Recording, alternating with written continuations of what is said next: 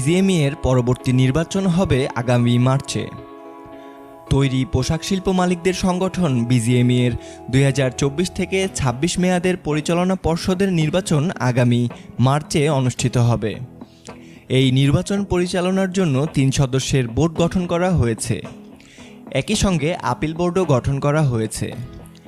রাজধানীর উত্তরায় বিজিএমইএ কমপ্লেক্সে গতকাল সোমবার সংগঠনটির পরিচালনা পর্ষদের সভায় আগামী 2024 থেকে 26 মেয়াদের পর্ষদ নির্বাচন পরিচালনা করার জন্য বোর্ড গঠন করা হয়।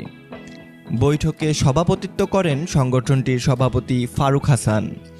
বিজিএমইএর পাঠানো সংবাদ বিজ্ঞপ্তিতে বিষয়টি জানানো হয়েছে।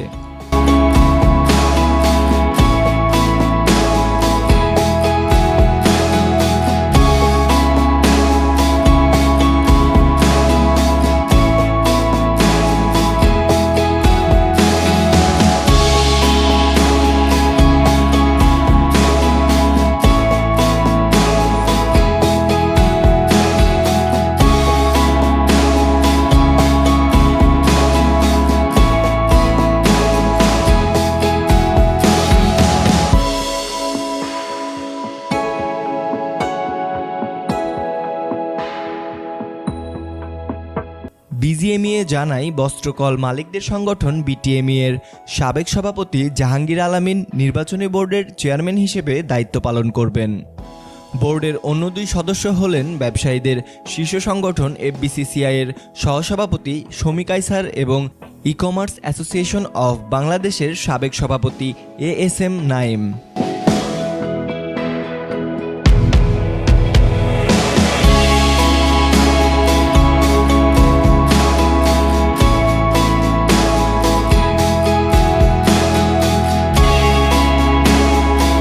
অন্যদিকে আপিল বোর্ডের চেয়ারম্যানের দায়িত্ব metropolitan chamber of commerce and industry ঢাকার সভাপতি কামরান তানভীরুর রহমান।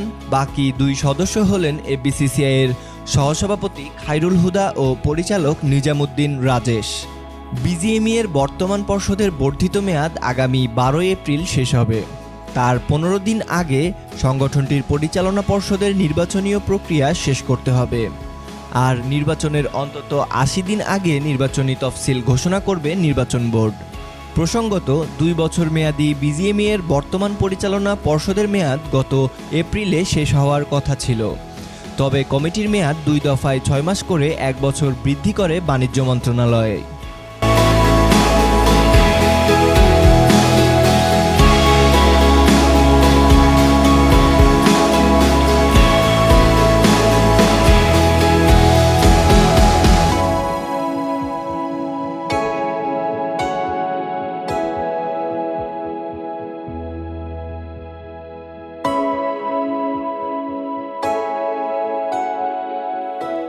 বিসিএন দেখুন।